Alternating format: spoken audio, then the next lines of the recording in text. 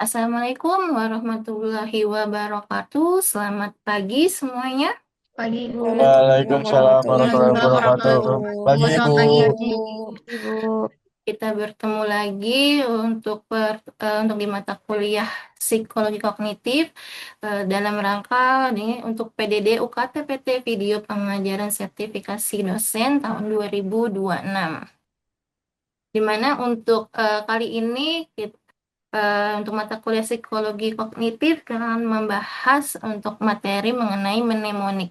Tapi sebelum kita bahas untuk materi tersebut, kita akan ulas kembali sedikit dari mata kuliah psikologi kognitif ini. Ya, baik. Untuk mata kuliah psikologi kognitif ini merupakan rumpun dari mata kuliah wajib dengan kode mata kuliah IT 051231 dan dengan bobot 2 SKS, dan mata kuliah ini berada di semester 6. Mata kuliah psikologi kognitif ini membahas proses-proses yang melandasi dinamika mental tentang jiwa yang berpikir, di mana area-area dalam psikologi kognitif ini meliputi neuroscience kognitif, sensasi dan persepsi, pengenalan pola, atensi, kesadaran, memori, bahasa, perkembangan kognitif, berpikir dalam konsep, dan kecerdasan manusia. Sedangkan untuk capaian pembelajaran dari mata kuliah psikologi kognitif ini ada 4. Yang pertama, diharapkan mahasiswa mampu menjelaskan apa itu dari psikologi kognitif. Yang kedua, mahasiswa diharapkan juga mampu menjelaskan proses mental manusia. Yang ketiga, mahasiswa diharapkan mampu menganalisa proses mental pada manusia. Dan yang keempat, diharapkan juga mahasiswa mampu memahami fenomena-fenomena kognitif yang terjadi di sekitar lingkungan kalian. Selanjutnya, ada capaian pembelajaran dari psikologi kognitif terkait dari materi mnemonik ini ya. Yang pertama, mahasiswa mampu memahami dan menjelaskan mengenai mnemonik, mulai dari pengertian mnemonik serta contoh-contoh dari metode-metode mnemonik dalam kehidupan sehari-hari. Dan mahasiswa juga mampu menerapkan teknik-teknik mnemonik di dalam kehidupan sehari-hari. Untuk metode pembelajaran yang kita gunakan, di sini ada tayangan presentasi yang saat ini sedang kalian melihat ya. Terus juga nanti ada ceramah yang berupa pemaparan materi kuliah. Nanti akan ada pemaparan dari materi-materi mnemonik itu sendiri, dan ada collaborative learning. Di mana collaborative learning ini kalian nanti harus membuat kelompok ya, dan di dalam kelompok tersebut tentunya ada diskusi, terus ada pemecahan masalah, terus ada ide-ide yang kreatif kan untuk membuat dari project dari mnemonik ini sendiri. Sekarang kita langsung masuk aja ke materi mnemonik ini. Mnemonik ini bisa disebut juga dengan memory trick ya, atau trik memori ini. Nah, di mana mnemonik ini sebenarnya sudah kalian lakukan di kehidupan sehari-hari ya, mulai dari kalian sekolah PAUD atau sekolah TK sampai saat ini kalian berada di pendidikan tinggi. Mungkin hanya kalian belum tahu kalau yang kalian lakukan itu merupakan salah satu dari metode mnemonik. Selanjutnya kita bahas apa itu mnemonik. Mnemonik berasal dari bahasa Yunani yang artinya mnemosyne, yang artinya itu Dewi Memori. Di mana dengan teknik mnemonik ini merupakan teknik menghafalkan sesuatu dengan bantuan sehingga menjadi lebih mudah.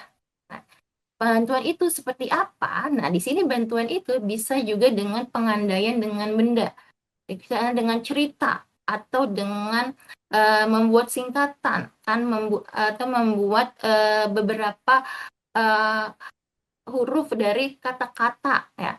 Ya, itu bisa membantu kita agar lebih mudah untuk dalam mempelajari suatu materi. Nah, selanjutnya di sini ada 6 jenis mnemonik yang secara umum bisa kalian pelajari dan bisa kalian terapkan ya. Di sini ada akronim, ada akrostik, ada metodologi, ada chunking, ada lagu, dan ada kata penanda. Selanjutnya kita akan bahas satu persatu dari 6 jenis ini. Yang pertama yang akan kita bahas yaitu mengenai akronim dan akrostik. Apa bedanya dari akronim dan akrostik ini? Akronim itu merupakan menyingkat kata, ya, membuat singkatan dari huruf pertama agar kata-kata mudah diingat. Jadi setiap kata ini diambil huruf pertamanya. Nah, dari huruf pertama itu kemudian kita bisa membuat suatu singkatan. Sedangkan untuk akrostik ini merupakan metode dari kalimat. Jadi mengambil beberapa huruf pertama, kemudian dirangkai menjadi untayan kata yang menarik. Nah, akrostik, jadi satu kata diambil beberapa huruf, kan? Bisa itu 2 huruf atau 3 huruf pertama. Nah, kemudian dari rangkaian-rangkaian huruf tersebut nanti akan menjadi sebuah kata yang tentunya akan lebih mudah untuk diingat. Contohnya itu seperti apa untuk akronim dan akrostik? Nah, di sini ada ya contohnya. Jadi kan tadi akronim ini mengambil huruf pertama. Nah, contohnya di sini ada ABRI. ABRI itu singkatan apa sih? Angkatan Bersenjata Senjata Republik Indonesia, Bu. Republik Indonesia. Apa? Bisa diulang? Angkatan Bersenjata Republik Indonesia. Nah, ya, Angkatan Bersenjata Republik Indonesia. Kan itu kalau kita bilang Angkatan Bersenjata Republik Indonesia itu terlalu panjang ya. Jadi kita menyingkatnya dengan ABRI, dengan mengambil setiap satu huruf dari setiap masing-masing kata tersebut. Untuk APA, American Psychology Association. ya, betul. MEA, MEA apa MEA? Masyarakat Ekonomi ASEAN. Ya, benar sekali Andrea. TIM, Surat izin mengemudi. ya. STNK, apa STNK? Surat tanda nomor kendaraan. Iya, itu kan jadi lebih gampang ya kita mengingatnya ya daripada kita menyebutkan semuanya itu terlalu panjang ya. Yang selanjutnya contoh dari akrostik. Nah, akrostik ini kan tadi frasa atau kalimat yang dimana huruf-huruf pertamanya diasosiasikan dengan kata yang diingat. Nah, ini ada contohnya nih di sini. Contohnya Mejiku Hibiniu. Apa coba? Merah, jingga, kuning, hijau, biru, nila, ungu. Ya, iya, benar sekali, Najwa. Ini kan jadi nama-nama pelangi ya.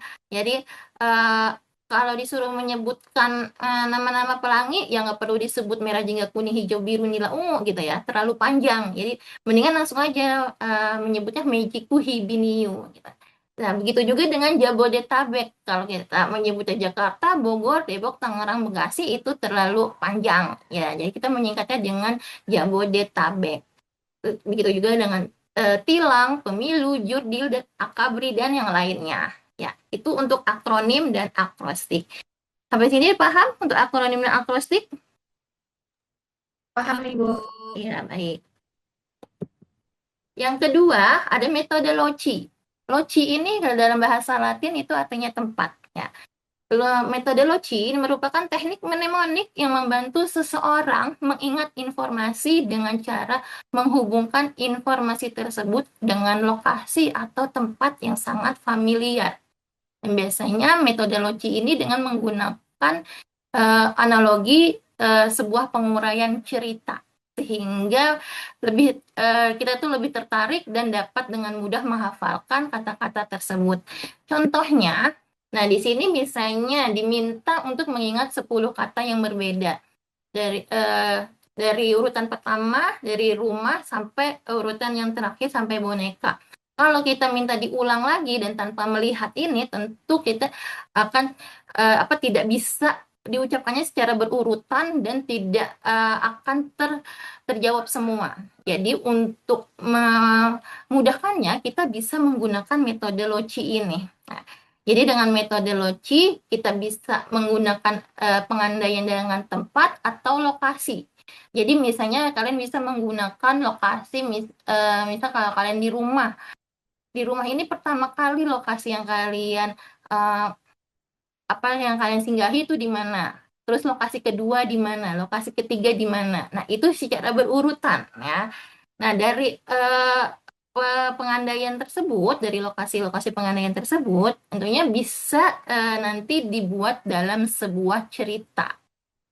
Ya, jadi dah rumah, lebah, madu, sungai, botol, toko baju, sepeda, kebun, buku, dan boneka ini bisa kalian rangkai dalam sebuah cerita. Ya, jadi tentunya dari sebuah cerita tersebut yang menghubungkan satu kata dengan kata lainnya, sehingga nanti bisa lebih mudah untuk diingat kembali. Nah, itu untuk metode Loci. Nah, yang ketiga, ini ada metode chunking. Metode chunking ini dikemukakan oleh psikolog yang bernama George Miller. Jadi chunking itu membagi dalam potongan ya. Jadi membuat proses penghafalan menjadi lebih mudah. Biasanya untuk metode chunking ini untuk mengingat deretan angka yang panjang. Kayak misalnya menghafal nomor NIK KTP, kan misalnya menghafal nomor handphone.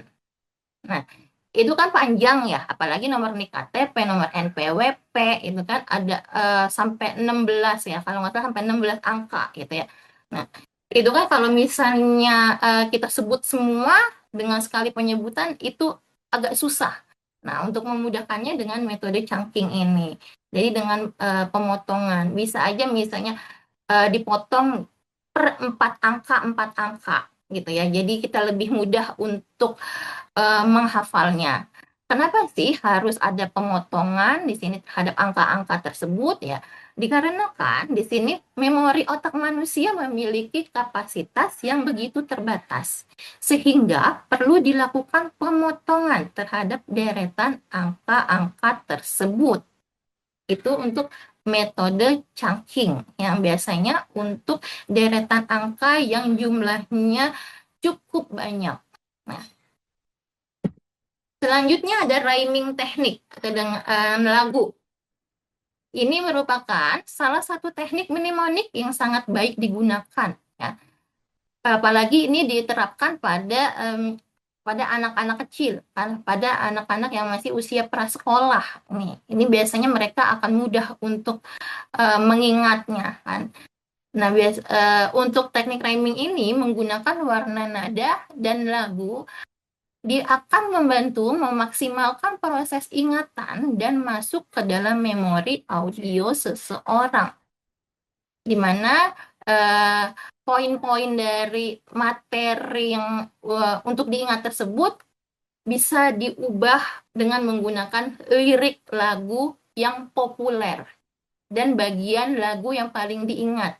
Nah, biasanya kan kalau misalnya untuk anak-anak yang mungkin bisa dari balonku, pelangi-pelangi gitu kan. Tapi kalau untuk yang misalnya seusia kalian ini bisa menggunakan lagu-lagu populer yang sekarang. Dan biasanya kan kebanyakan juga menggunakan referennya, karena di bagian referen itu merupakan bagian dari lagu yang mudah untuk diingat. Selanjutnya, ini teknik mnemonik yang terakhir ya, yaitu kata penanda, keyword method. Jadi mengaitkan atau menghubungkan satu kata dengan kata lain melalui sebuah aksi atau gambaran menggunakan objek nyata.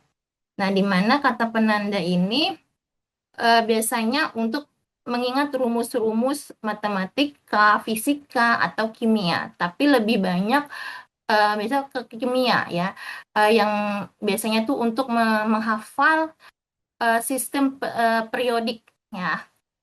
Nah, di ini juga untuk kata penanda kan semakin unik kan ada atau semakin kurang nyambung justru akan lebih mempermudah proses mengingatnya dan menahannya dalam waktu lama. Nah, ini contohnya ada dari sistem periodik unsur, apalagi untuk anak-anak IPA nih yang harus menghafal dari sistem periodik ini kan. Nah, di sini kan ada golongan 1A, ada golongan 2A, 3B, 4B, dan seterusnya gitu ya. Nah, ini saya kasih contoh ya. Misalnya golongan 1A. Kan ada hidrogen, litium, terus ada natrium ya. Terus ada apa ini? eh Kalsium, rubidium, cesium, ada francium. Ini kan H, Li, Na, K, Rb, Cs, Fr ya. Itu apa namanya simbolnya ya.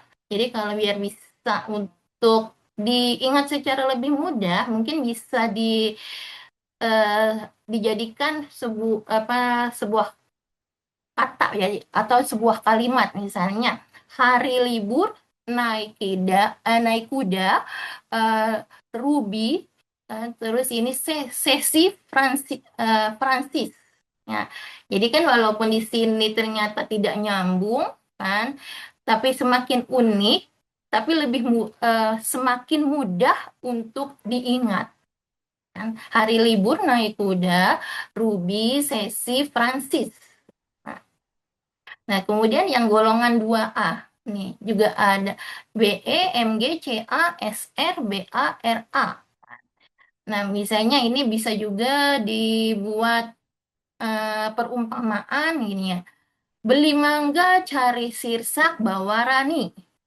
Nah, itu kan lebih mudah ya untuk diingat kan daripada kalian harus mengingatnya barium, magnesium, kalsium, terus ada stronium, barium, ada radium. Kayaknya kayaknya itu agak hal yang sulit ya kalau misalnya harus menghafal dengan kata-kata yang eh, apa namanya yang tidak familiar dengan kita. Nah, jadi lebih mudahnya kita bisa membuat suatu singkatan atau membuat suatu kalimat ya, itu untuk kata penanda. Baik, ini selanjutnya ada ringkasan dari 6 teknik mnemonik. Ada akronim yang tadi contohnya Meiji, Kuhi, Biniu ya. Terus ada akrostik juga tadi yang contohnya ABRI kan. Terus ada STNK. Dan terus yang ketiga ada metode Loci. Jadi mengaitkan informasi dengan lokasi atau urutan tempat yang dikenal dan kemudian dirangkai dalam sebuah cerita agar lebih mudah diingat kembali. Yang keempat, ada chunking, jadi pemotongan angka, ya, pemotongan dan deretan angka yang panjang. Terus yang kelima, ada lagu atau rhyming teknik, jadi mengubah informasi atau materi-materi tadi menjadi syair lagu agar lebih mudah diingat. Dan yang terakhir, yang keenam, ada kata penanda. Ya, tadi menggunakan kata kunci yang diusahakan mirip bunyinya ya dengan informasi yang akan diingat. Yang tadi seperti sistem periodik unsur ya. Jadi tadi beli mangga, bawa sirsak, bawa rani ya. Itu contohnya dari kata penanda. Baik, apakah ada pertanyaan sampai di sini atau ada yang masih kurang jelas? Selamat pagi, Bu. Perkenalkan nama saya Andrea. Saya mau Ya, bertanya, Bu. ya silakan Andrea. Iya, Bu. Jadi, kenapa sih awalnya bisa ditemukannya teknik mnemonik ini, Bu? Terus, apakah dalam penerapan teknik mnemonik ini tuh ada kekurangannya? Ya, iya, baik Andrea. Eh, Mengapa bisa ditemukan teknik mnemonik dan apakah ada kekurangannya ya? Teknik mnemonik ini dapat ditemukan dan juga dikembangkan tentunya oleh para peneliti-peneliti dan ahli dan kognitif ya, di mana di sini mereka tuh menyadari bahwa manusia lebih mudah mengingat informasi yang memiliki makna, pola, atau hubungan tertentu daripada informasi-informasi yang bersifat acak. Jadi di sini dari para ahli psikologi kognitif tersebut di sini mereka mengungkapkan bahwa memori akan lebih kuat ketika informasi baru dihubungkan dengan pengetahuan yang sudah dimiliki. Nah, kemudian dihubungkan kembali dengan asosiasi, visualisasi dari cerita, lagu, atau tadi dari singkatan-singkatan yang dengan menggunakan metode-metode mnemonik tersebut. Jadi di sini untuk metode mnemonik itu sendiri tentunya memang diciptakan untuk membantu proses encode ya, seperti yang awal sudah saya jelaskan apa itu proses encoding gitu ya. Terus juga ada proses penyimpanan juga dan ada proses retrieval di mana pengambilan kembali dari informasi. Nah, kemudian untuk apa ada kekurangannya? Ya tentu ada. Karena kan ini untuk mnemonik itu memang digunakan untuk mempermudah ya, mempermudah kita untuk menghafal dari suatu materi atau suatu informasi ya. Eh, jadi di sini tentunya kita dari apa tidak bisa memahami konsep dari materi itu sendiri karena di sini mnemonik memang hanya membantu untuk membantu menghafal gitu ya. Dan kemudian untuk misalnya contohnya dari akronim dan akrostik itu kita nggak bisa secara langsung bisa menentukan oh ini bisa untuk misalnya dari kalimat-kalimat ini bisa jadi akronim, kalimat-kalimat ini bisa jadi akrostik, itu nggak bisa karena itu butuh proses juga ya. Terus juga tidak semua materi dapat dibuat dengan metode mnemoniknya ya tadi ya seperti yang akronim akrostik itu ya karena harus berpikir dulu harus ada prosesnya dulu harus membuat seperti apa sehingga bisa lebih mudah untuk diingat ya. Terus kemudian eh, kalau kita ini bergantung dengan mnemonik tentu saja akan lebih eh, mudah untuk menghafal.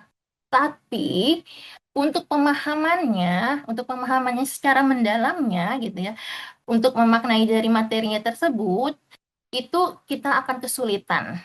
Nah, terus untuk kekurangan yang selanjutnya di sini mnemonik yang terlalu rumit ya, di sini justru dapat membuat kesulitan untuk atau dapat membuat kebingungan dan dari materi yang kita hafal.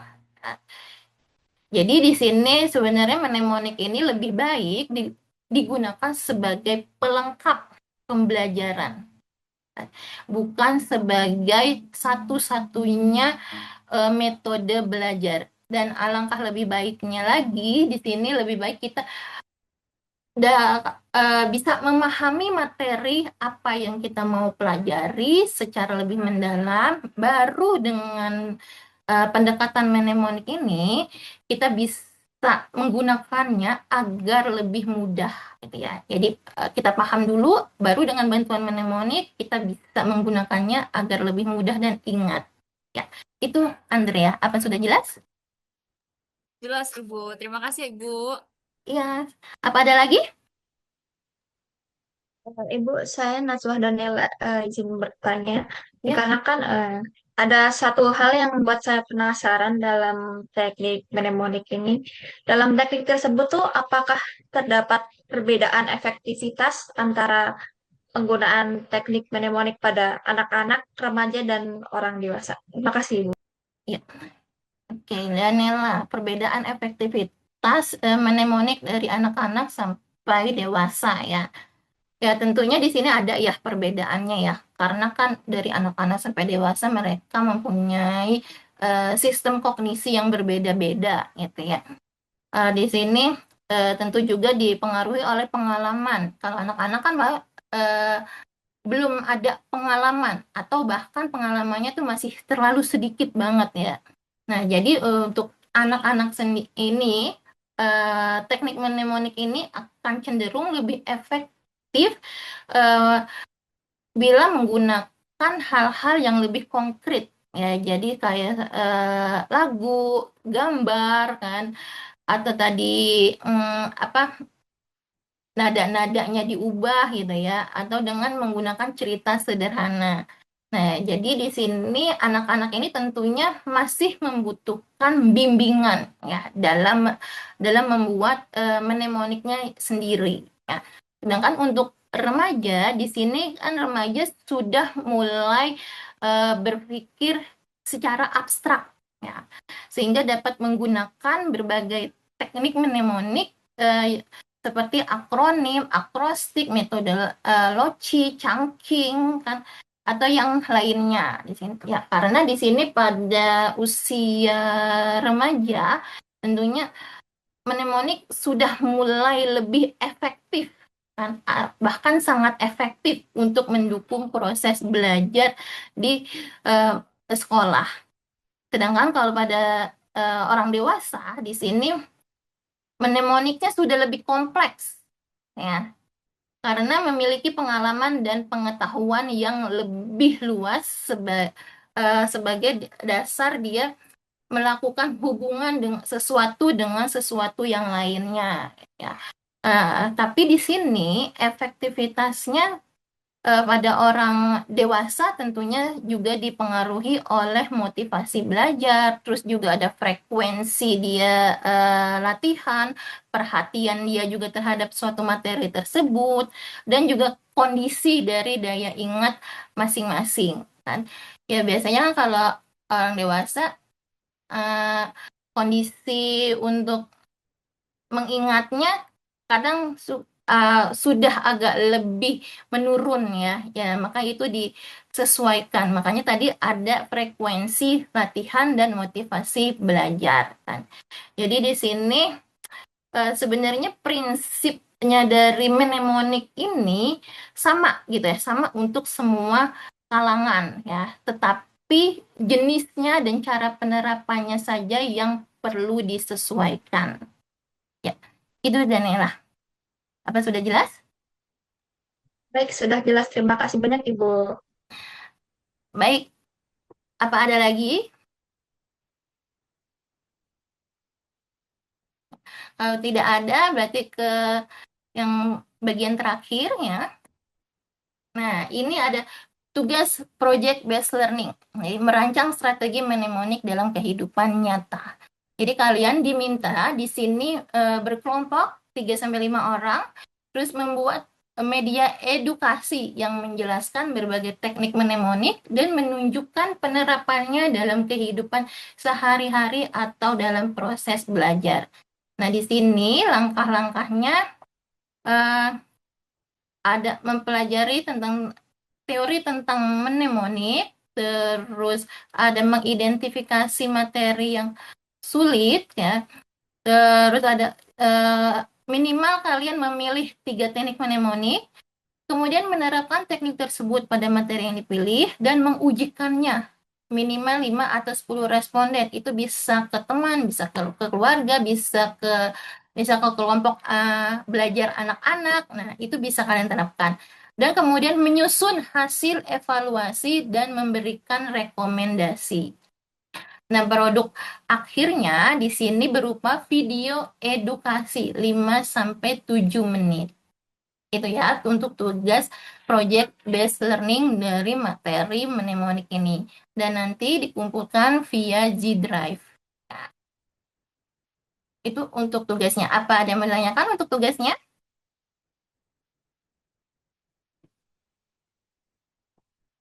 Sudah cukup, Ibu. Ya, baik. Kalau sudah tidak ada yang ditanyakan, berarti untuk materi hari ini kita selesai. Terima kasih yang sudah hadir di dalam pertemuan ini. Semoga semuanya sehat-sehat selalu, dan kita bertemu lagi di pertemuan selanjutnya di minggu depan. Saya tutup untuk pertemuan hari ini. Terima kasih. Wassalamualaikum warahmatullahi wabarakatuh. Waalaikumsalam Waalaikumsalam warahmatullahi warahmatullahi wabarakatuh. Terima wabarakatuh.